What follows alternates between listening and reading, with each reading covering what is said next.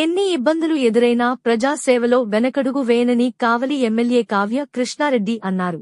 మంత్రి నారా లోకేష్ ప్రారంభించిన యువగళం కార్యక్రమం 3 సంవత్సరాలు పూర్తి చేసుకున్న సందర్భంగా కావలి ఎమ్మెల్యే కావ్య కృష్ణారెడ్డి మంగళవారం యువగళం స్ఫూర్తి యాత్రను ఘనంగా నిర్వహించారు.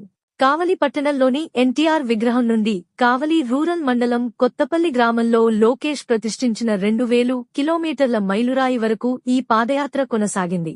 పాదయాత్రకు ముందు తెలుగుదేశం పార్టీ వ్యవస్థాపకులు స్వర్గీయ నందమూరి తారక రామారావు విగ్రహానికి ఎమ్మెల్యే పూలమాల వేసి నివాళులు అర్పించారు. అనంతరం పాదయాత్ర ప్రారంభమైంది.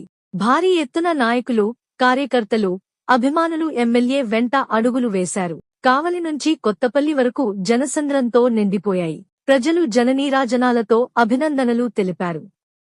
ఈ కార్యక్రమంలో టీడీపీ జిల్లా అధ్యక్షులు ఎమ్మెల్సీ బీద రవిచంద్ర పాల్గొని యాత్రకు సంఘీభావం తెలిపారు. ఈ కార్యక్రమంలో టీడీపీ నాయకులు, కార్యకర్తలు, అభిమానులు తదితరులు పాల్గొన్నారు.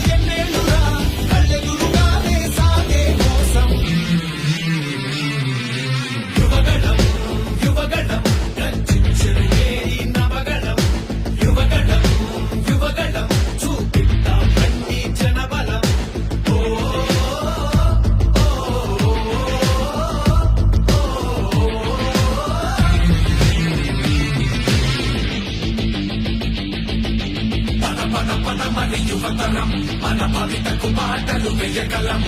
నిప్పులు చెరిగే కసితనం పెనుగు పెనరేపే యువగళం. మన యువతరం మన భవితకు బాటలు వేయగలం.